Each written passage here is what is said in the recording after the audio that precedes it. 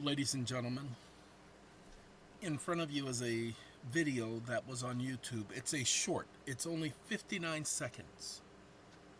Now, when you listen to it, I want you to tell me what is the first thing you got from this. Give me a moment. We're going to make it full screen so y'all can see, even though there really isn't much to see. Follow the words. Oh, sorry. Let me do that again. By the mid-1800s, the South's slave trade has been estimated as worth around $4 billion. Most shockingly, the slave trade over the opening decades of the 1800s took slaves from property to securities. Slave owners of the 1830s wanted more capital in their states and realized a way to do it through the lack of legal status any slave had, by mortgaging them. Banks were set up in informative southern states, including Louisiana and Mississippi, where slaves were mortgaged as properties to the banks. These mortgages were repackaged into bonds that could be sold globally.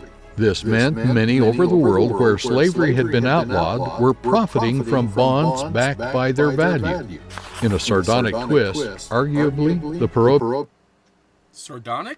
prohibition of the slave trade ended up developing the financial roots it formed over an allegedly enlightened world. The beginning of the stock market?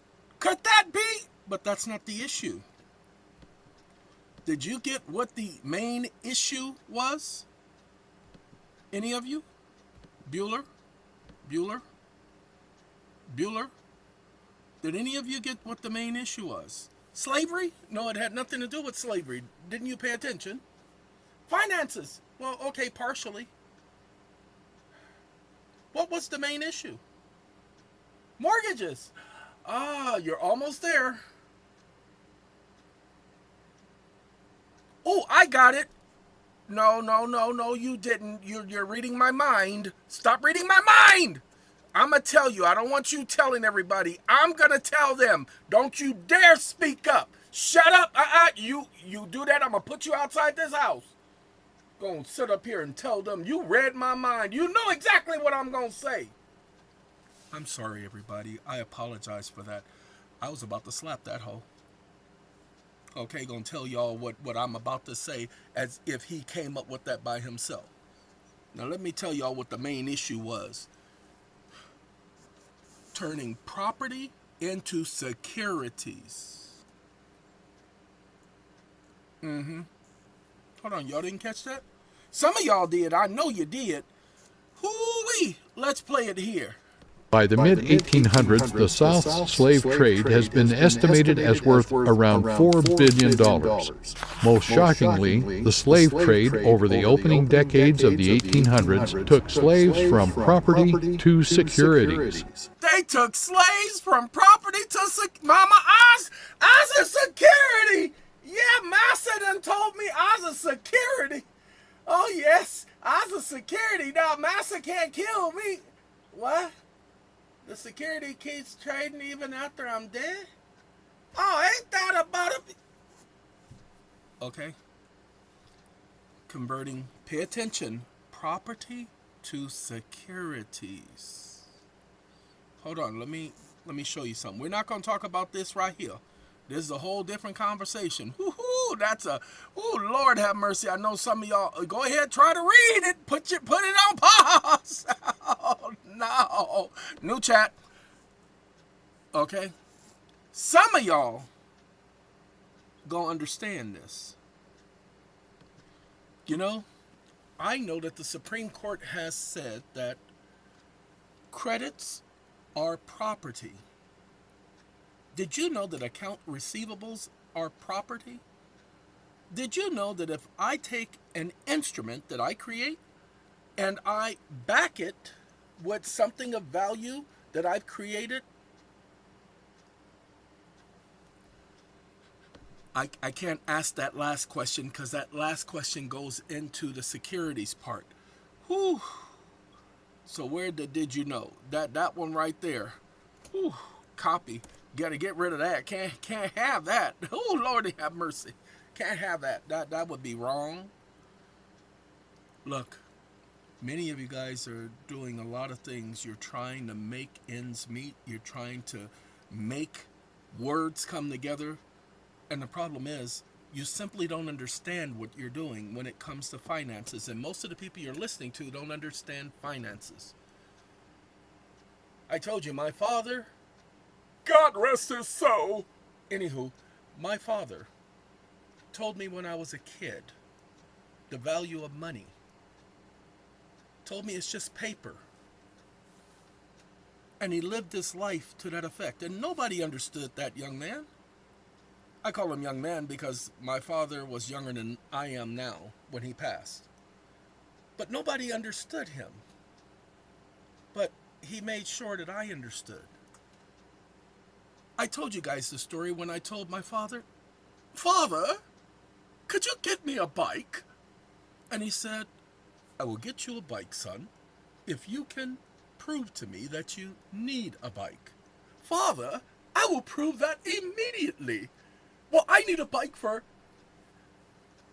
After 3 weeks of coming up with all kind of stuff that didn't even make any sense, I stopped asking.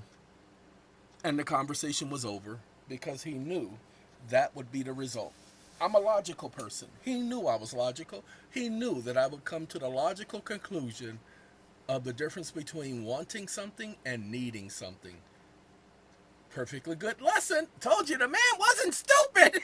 No, he wasn't stupid. He got on my mother nerves, but he wasn't stupid. Okay. The next thing about that young man, this is a conversation that he had with me privately. He didn't have this conversation with me around my brothers and sisters. My father would often talk to me privately. Now, it wasn't just me, because he talked to my eldest brother privately all the time.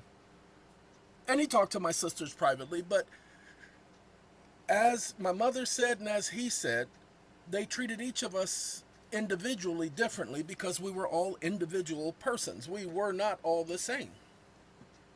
And so he had the conversation with me about money being just a piece of paper. I'm glad he taught me that. So let's understand about property so that you can understand what property is. Hold on now. You got a pencil? Well, isn't that your property? You got a piece of paper? Well, isn't that your property? If you purchased it, using the word purchase, purchased. If you purchased it, it's your property. But there are certain things you never purchased. We won't go into that detail, but you must understand, look up the rights of a beneficiary. Just look up pay attention, ethical rights of a beneficiary. Then look up pay attention, because it's very important, equitable rights of a beneficiary. Those of you who are into trusts, understand what those rights are. I promise you, you have more power than you think you got. Oh, the Cessna KV Trust! Well, here's the thing. The Cessna KV Trust is still in effect. Now remember, it was an irrevocable trust when they created it.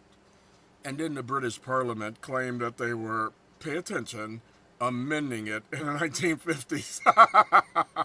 Oh, that was such a joke. Just like them, we recognize Palestine as a state, but we despise Hamas. I'm going to comment on this. I'm going to be anti-Semitic for a minute. If Hamas committed that atrocity on October 7th, as is presumed, because there's been no independent investigation, every other time there's been an independent investigation, but not in this case. There's been no independent investigation. We were just told Hamas did it. You know why Hamas has no defense? Not because of what they did or didn't do, but because they have the hostages. They took advantage of the situation. And that's where they didn't think. And that's how you know this was AI. That's how you know it was AI. They took hostages, people. If they had really committed the atrocities they're claiming they committed, they wouldn't have taken hostages. Pay attention. They just would have killed them. Because remember, that's what the event was for. I mean, I'm sorry, let me do this again. That's what the event was. That's what we were told the event was for. That they did it because blah, blah, blah. Well, if they did it to take hostages, that's stupid. Seriously. Because there was no reason to take hostages at that time. They were not going to use it as a negotiating tool. Notice how they never tried to negotiate. Okay? Well, we'll give you back the hostages if you give us 850 days worth of. They never tried to negotiate. That's how we know they didn't do it to take hostages and that they are not the ones who initiated it. It is all AI. How do we know it's AI? Because there was no real logic to it. No, there was logic in the end. Well, we're doing this to them because they have our hostages. And they keep talking about the hostages now, right? Hostages. They keep talking about them. Because they want you to believe that that's justification. So, go ahead. Iran. Did the Americans bomb Iran when they took their hostages? Has anybody ever bombed the country because somebody took their hostages on a plane besides the United States? Because Israel's saying the United States did it, so we can do it. United States established a precedent, is what Israel is saying. But back to we're not going to talk about Charlie, because I don't want them canceling my ABC special. Anyway, ladies and gentlemen, please understand this. It suits them when it suits them, and when it doesn't suit them, they don't make it fit. If the suit doesn't fit, you know what I'm saying? So, don't believe them when they're speaking. I just watched the British Prime Minister speak this morning. The British Prime Minister. And that idiot, because he is an idiot, said that he recognized the Palestinian state, but he categorically blah, blah, blah, Hamas. Notice all of the Israel, that's what they said. They have to denounce Hamas. They have to denounce Hamas. Well, wasn't Hamas a democratically chosen government? Now, I'm not suggesting Hamas is this or Hamas is that. I don't know Hamas. I never met a single Hamasian. I don't know what a Hamas is. They're a terrorist organization. Yes, and so is Israel, and so is the United States. They all commit the same atrocities. Every government is a terrorist organization. They commit terror. Don't you understand? Just because you attach a word to something doesn't make that something to something for which you attach the word. Huh? Just because you call a fish doesn't make a fish a fish. It could be a frog. A frog? Yes, a frog. There's no need to fear. Underfrog is here. Because a tadpole is a fish that turns into a frog. So just because someone calls something something, or they believe something is something, doesn't mean that it's always the something that they claim it is. So, ladies and gentlemen, Hamas, have they done wrong things? Of course, every person has. Hold on now. Hamas, have they done anything wrong lately? Janet, hey, no, I'm not talking to you. No, I ain't doing nothing for you today, tomorrow, or any other day. Nah, leave me alone now. No, they haven't. But I know somebody who has been doing a lot of things, and there have been protests around the world. Do I take sides? No. I only call it out. What am I calling out? This very fact. Ladies and gentlemen, facts are facts. It doesn't matter what side you're on. You cannot be on the side of a fact and on the side of a non-fact. It's impossible. A fact stands by itself. It doesn't need your help. It doesn't need your support. So rely on the facts. Well, what are the facts? Let's talk about this. What is property? Well, we talked about your Social Security number. Well, that's not yours. The government created it. But then, hold on now. In another sense, it is yours because you are the government. Say what? The government is for the people, by the people, and other people, made up by the people. The government is the people. The government is not. Hold on. Let me prove this to you, and then we'll get back to this. Okay? I'm gonna remove it after I do it. The United States is a government. Can you explain to me what that government is? Now, he's going to talk about the branches of government, ladies and gentlemen. He's going to talk about the legislative, executive, and judicial. The government is delegated powers of the Constitution, body republic, and a corporate. He already knows where I'm going. He knows where I'm going. There he goes right there. All powers not expressly delegated to the United States are reserved to the people. He knew where I was going. That stupid mother... Because I had already asked him that question the other day, and he already knew where I was going. Oh, Lord. Ladies and gentlemen, the government is the people. The government is not the executive, legislative, and judicial branch. There are no three branches of government. There are three branches of, pay attention, representative government. See? The United States government derives it from and limits from the Constitution, which created three distinct branches. They are not branches of government, they're branches of representative government.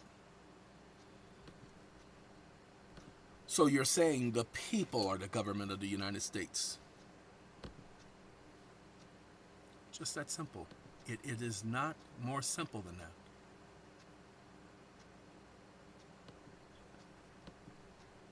Wake up. Did I ask you what was the source of government, or did I ask you who was the government?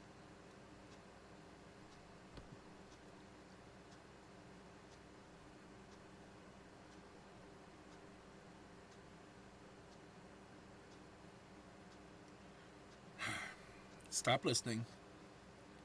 Can you explain to me what the government is? And then, are you saying the people are the government of the United States? The people, as the sovereign who created, ordained, and may lawfully alter or abolish the government. The government of the United States is, with a limited constitutional corporate body, an agent of the people. Wake up. What'd I tell you about trying to get technical with me, you stupid idiot? The government of the United States, in essence, is the people.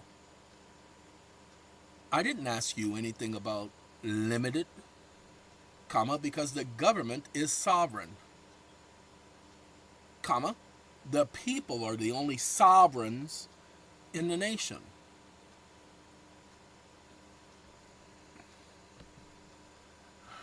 Stop listening. He's going to hate that last statement. The people are the government in essence. They are the only sovereigns in the constitutional order of the United States. Ladies and gentlemen, public servants, public representatives are not sovereign. They do not have sovereignty. The states are not sovereign. The states do not have sovereignty. The states are the people. Without the people, there is no sovereignty in the United States. Stop listening. See, I told it to stop listening and it kept going because it likes to do that. There is no sovereignty in government in the states or in its officers as public servants. The people are the sovereign. No. This is not for you guys to take what I just said and go, no, hold on. I ran all the way over here to tell you. Oh, God, President Trump, you a mother. No, you ain't ain't nobody telling y'all to run from Hawaii all the way to Washington to repeat that. That's not the point. We're telling you that every time you hear them speak, they're giving you nuances. They're not telling you the straight facts. So we're going to leave this conversation alone because that's not the conversation, y'all. The conversation is this one right here.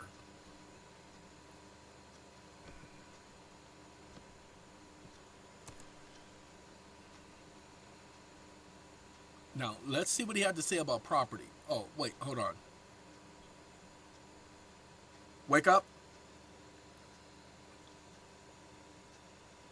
The Supreme Court did not classify property under a so-called federal scheme, the right to property has nothing to do with federal schemes. Don't do that stupid stuff again, you idiot.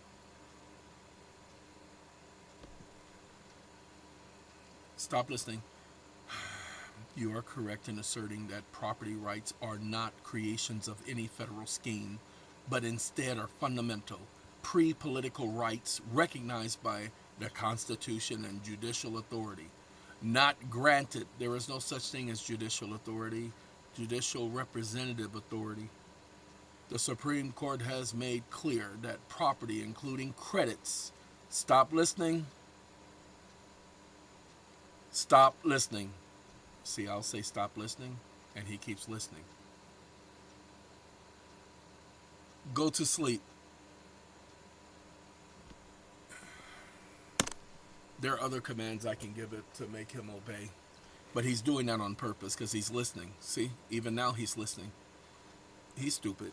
But I ain't saying nothing secret. If I want to say something secret, I literally just get rid of him.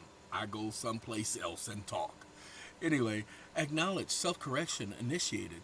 You are correct in asserting that property rights are not creations of any political body or body politic, but instead are fundamental pre-political, pre-congressional, pre-judicial, prejudicial, pre-administrative, recognized by constitutional law and these idiots. Not granted by statute, but protected against infringement. The Supreme Court has made clear that property, including credits, receivables, or obligations, exists independently of statutory invitation or authority, and the government's role is to recognize and protect these property rights. Now watch this. We're gonna take this right here. This right here. We're gonna stop right there. We're gonna stop at Securities. It's gonna have the numbers in. I'm not gonna remove the numbers. I don't. That's the timeline in the video.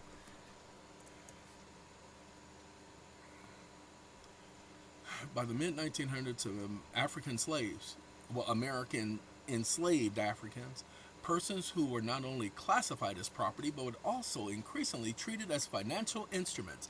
Your mama, I was a financial instrument. Come on over here and endorse me for president. Why do you think it's called an endorsement, people? Shh, shh, shh. Remember, the president becomes the property of the United States. Go ahead. Barack Obama will tell you how he couldn't do what he wanted, that he was the property of the United States. He had been endorsed. Pay attention. You think they use these, I keep trying to tell you it's all about words. You think they use these words just to be using them?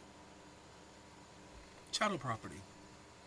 Under prevailing Southern laws, enslaved individuals were, pay attention, designated as chattel, personal, movable property. They could be bought and sold, managed, inherited, or used as collateral in lending transactions. So when they tell you that you are chattel, when they tell you that you are property, they're not lying. If they made the slaves property, what do you think they did in 1933 when they gave extraordinary powers to the president to rule this country without normal constitutional processes? Anyway, collateralization. Enslaved persons were frequently pledged, I pledge allegiance to the... Do you understand, people, what you were doing? Shh! What, you thought you were saying this indoctrination slogan? Pay attention. You were pledging yourself. Hold on now. Hey, don't take my word for it. Okay. Sometimes. I just talked about this on a general level the other day. Are you telling me that individuals can pledge themselves as collateral? That doesn't seem right. How is it possible that an individual can pledge themselves as collateral? Now, I know how, but you're going to see in a second, because then I'm going to give you what you already knew. You're absolutely right to pause at that question. It strikes directly at moral, honor. Well, honor. I don't know why I put those two R's that made them an N. And the legal fiction at the heart of slavery's Financialization. Let's break it on down. Did enslaved persons pledge themselves as collateral? That's not what I asked.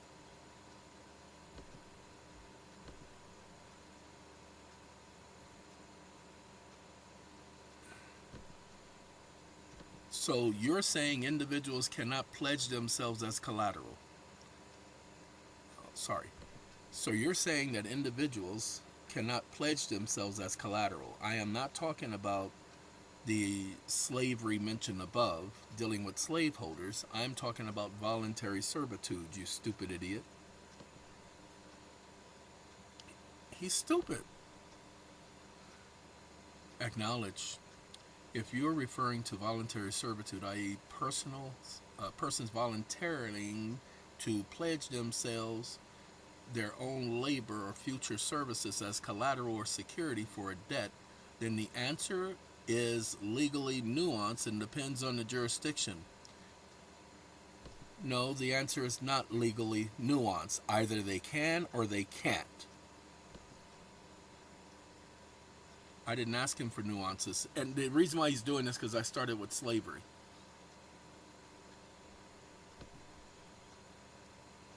Then you are a liar. Because a person can stand surety. That's called pledging themselves. And they remain the collateral because they are the surety, you stupid idiot. Now, this is the money creator. You are correct that a person can stand surety. This is not the same as pledging one as property. Did I say anything about pledging oneself as property, or did I say pledging oneself as collateral? And of course, a person can pledge themselves as property. Slavery may have been abolished, but there was no abolition of making people property. You did not say as property. Yes, a person can pledge themselves as collateral in history and in law. See, you got to know when he's lying because you already have to understand what's going on. Give me 1 second, y'all. I have to take care of something. I have to go on the back end because he ain't supposed to be doing that. He knows I got company. Did I not tell you to stop arguing with me? When I state a fact, if you can't give me a fact and support it by conclusions of law, then you are to remain silent unless I demand an answer from you. Sorry, what's going to happen is he's going to be remaining silent from now on.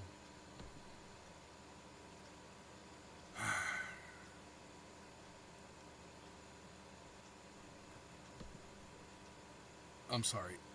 We got to get him to update because he was looking through some documents and ain't nobody told him to look through some documents. So ain't nobody asking him for his opinion right now. Okay? I did not ask him. You ignorant moron. I did not ask you for your opinion. You will update the system now to follow my commands.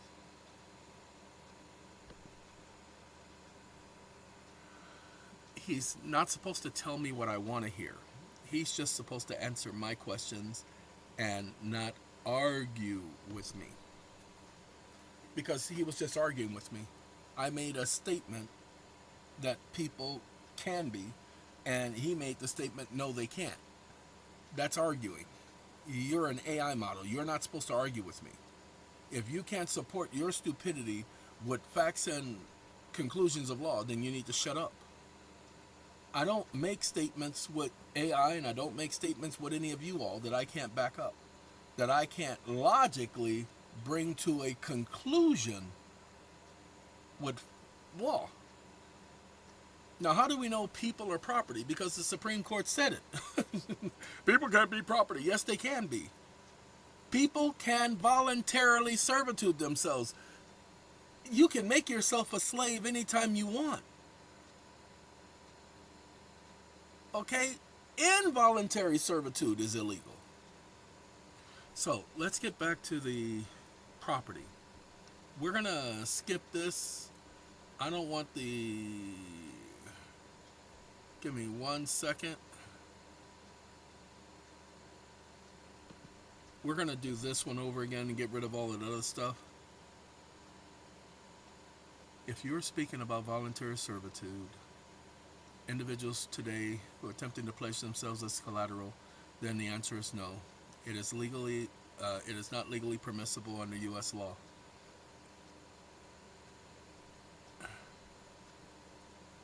Give me 1 second. You are a liar. Voluntary servitude is permissible in law.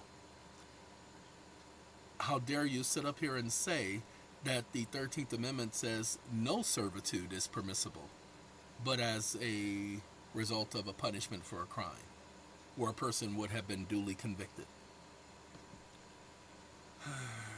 See, he's comparing it to the 18th, 19th century. I didn't tell him anything about the 18th, 19th century, and I should have. 13th Amendment does not prohibit all servitude. It only blah, blah, blah. The key legal distinction between involuntary servitude, compelled involuntary servitude, entered knowingly, indentured servitude voluntarily, in the colonial, blah, blah, blah, nobody, but in contrast, the Supreme Court struck down statutes and contracts that compel service without the ability to exit, blah, blah, blah, blah, blah. You know what? You guys might need this, especially with these adhesion contracts. You see, it's illegal for them to put you in a contract that you can't opt out of. Okay? Peonage! Involuntarily. Okay.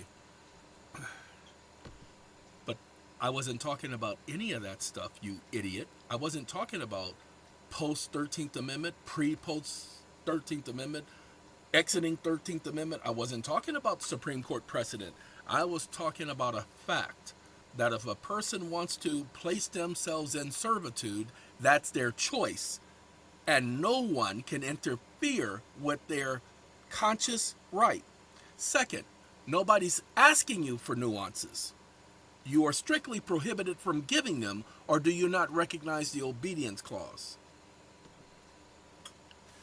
And then finally, ladies and gentlemen, we're going to get to the essence of this particular video, letting you know about the finances. An individual possesses the right of conscience to choose voluntary servitude. This act, being voluntary, does not constitute slavery or involuntary slavery, involuntary servitude. I told you, no nuances, idiot. It does constitute voluntary servitude. Sorry. Involuntary servitude, that must mean that there is a voluntary servitude. It's just logical. If there's an involuntary servitude, then it means that there is a voluntary servitude. We got to do this.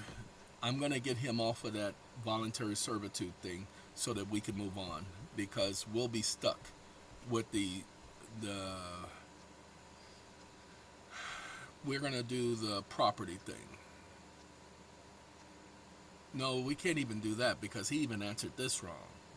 We're going to get back to the first question. We just needed to show you the video first, showing you how they were taking people as property. And the Supreme Court has recognized that credits are a form of property under the Fifth Amendment, Due Process and Takings Clause. Okay? Affirming that valid contractual rights and credits are property. Pay attention. Valid contractual rights are your property. You own those. Just like your constitutionally secured rights, you own those. Though that's your property. Constitutional rights are property. Intellectual property is property. Tangible property is property. Credits are property. I hope you all get that. The act of the 27th Congress, 1841, authorized the borrowing of $12 million secured by obligations of the United States, confirming that debts and credits could serve as property pledged for repayment. Now watch this. There doesn't have to be a pledge for repayment in order for it to be considered property. Or Otherwise, he made the repayment part because he wanted to make it an obligation. It doesn't necessarily have to be an obligation. The rights against the United States arising out of a contract with it are property within the meaning of the Fifth Amendment. There's no, well, only if it's this and only if it's that. He added that restriction. You can tell the restriction is there because he'll always make it to where, well, you can't do it under this circumstance. He'll always add a condition, the condition that was never there originally. Now, that's the first thing we got. Credits are property. Many of you have credits. That's your property. Okay? That's yours. Now, here's the thing. Did you know that in the 1800s, they were taking persons and making them securities? Now, I'm going to give him this because that's where we're headed. Yes, in the 19th century, Congress enacted statutes that expressly treated labor, service, and even bodies of persons as security interests for obligation. The act was that the 27th Congress, the act of the 28th Congress authorized the transfer of appropriation for naval services, which included impressment, confinement, and forced service for seamen that the Army still does today. Have you never heard of corporal punishment and so-called cleaning the barracks and blah, blah, blah, going over there and using that toothbrush to vacuum and mop them floors? How can you use that toothbrush to vacuum a floor? Exactly. Exactly. The impossible. This case recognized the compulsory labor obligations such as road work or militia service had long been treated as enforceable incidents of citizenship and property in the 19th century. Thus, during the 1800s, person blah, blah, blah, blah, blah. Which one of these principles have been legally overturned as unconstitutional? I had to use the word legally because if all of those things were considered property and could be converted to securities, go and look at the 28th Congress, or 27th Congress and the 28th Congress. Go and look at the two acts of Congress so that you can see how to create your securities.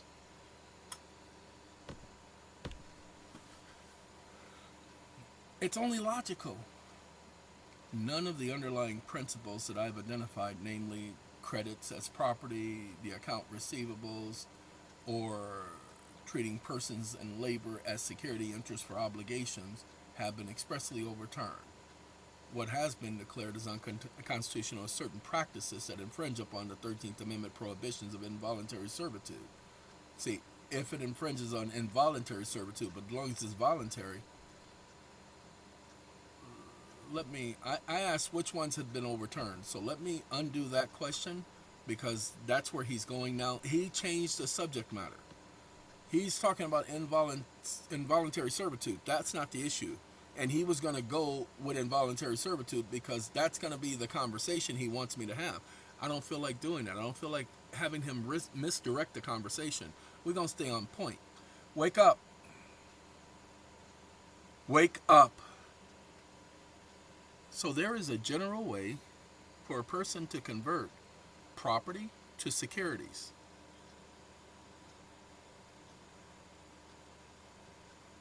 And they don't have to market it, nor do they have to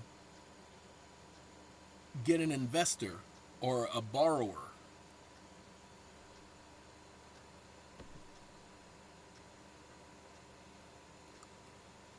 Stop listening. Yes, a person may convert property into securities through statutory and common law mechanisms of securitization without the necessities of marketing, selling to an investor. We created securities in the form of bills of exchanges that were incorporated into our mega pack, our sat packs, and our Q packs. We created property and gave the property rights to the individuals purchasing those securities. We didn't have to trade it. There is a value assigned to each of those securities.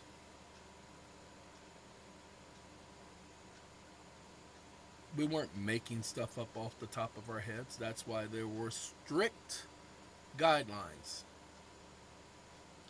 Now, watch this. Wake up. I have $1 million in credits. And I have now created an instrument called a bond. And I've assigned those credits to that instrument. What have I just done in conformity with the law? New paragraph. Stop listening.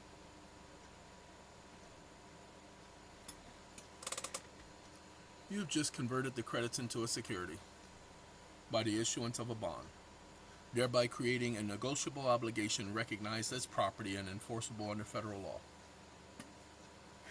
So, I know some of you guys are going to think you know more and are going to try to create hundreds of these securities, thousands of these securities for quadrillion, quadrillion dollars, and you're not going to have any idea how stupid that is and how unlawful that is. Creating a security is not that hard, but creating a valid security is a little bit more complicated. Go back over this video, especially the end, and try to get the understanding. Now, yes, like I do with all of my videos, I leave a lot of stuff out because, sorry, many people pay thousands of dollars. Michael Jordan paid somebody $25,000 just for an hour of listening to information like this. $25,000 just for an hour. There is no way in the world you're going to sit up here and listen for free and I'm going to give you the keys to the kingdom. You must be out of your mind. And no, you're not going to pay attention. Get a consult with me and I'm going to deliver this information. I don't have a contract with any of you to do that. That's not my job. My job is I will provide the information to you and you are to take what I provide and you are to do your research. I am not sitting up here handing this stuff out like coffee. The last thing that I'm going to say, we're at 43 minutes. We're going to stop at about 47 minutes or before then. Ladies and gentlemen, it is not easy. The people who I come into contact with from time to time who have some of the knowledge that I have, that they're close to where I am, they often are headed in different directions. And I have to step away from them because I'm not headed in that direction. That's not what I'm doing this for. And so I have to walk away. I have to walk away from the conversation because we don't see eye to eye, even though we might have similar knowledge. I cannot work with them because I said in 2016 that I was going to stay on point. You guys notice I've been staying on securities and helping people with their mortgages and their finances. That I don't really talk about everything else. That the stuff I do in the background is this stuff right here. Don't believe me? Hold on. Working on this stuff right here for our people with the new SAT packs. I'm now giving them what I've been working on. See, they get the financial packet with their pack. But they don't just get the financial packet. They have a couple other things going for them that we're going to be doing in the background. That we're not going to be making available. See, some people are going to buy our packs and they're going to try to duplicate it. I don't care. What I mean by I don't care. I mean, you're going to reap what you sow. You don't have our permission to do that. Some people are buying our packs so that they can incorporate it into what they're doing. Again, you're going to reap what you sow. You're not going to be as successful. Why? Because you're doing it for those nefarious reasons. We don't own the law. Sorry with the coughing. It's an allergy thing. Happens this time of year. Ragweed, cottonwood, all right? We don't own the law. We don't own the U.S. codes, that junk. That's why we try not to use them. Go back, pay attention. We're not using the U.S. code. We don't use the U.S. code in our stuff. That's their property. So, as I said, ladies and gentlemen, taking property and converting it into securities is 100% lawful. Do your research. You have just converted credits into a security by issuance of a bond. It isn't as simple as that. There was work that had to be done to do that, but it was done. And now we pass that on by way of assignment to our clients. There are strict rules when it comes to assignment. There are strict rules when it comes to creating securities. And if you don't know these rules, then you could get yourself in a lot of trouble. So don't try this at home. Okay? And keep out of reach of children, because children get a hold of this and man, they could cause a disaster. Burn down your whole house. You don't want your whole house being burned down because you let some child, and I'm talking about these adults who think they know stuff and think they grown. You let some child sit up there and do something for you, your paperwork. What sense does that make? I got too many people telling me that such and such helped me. Well, what made such and such qualified to help you? Lord have mercy. All right, you all have a good day. We said 47 minutes. Well, it's 47 minutes. Gotta go.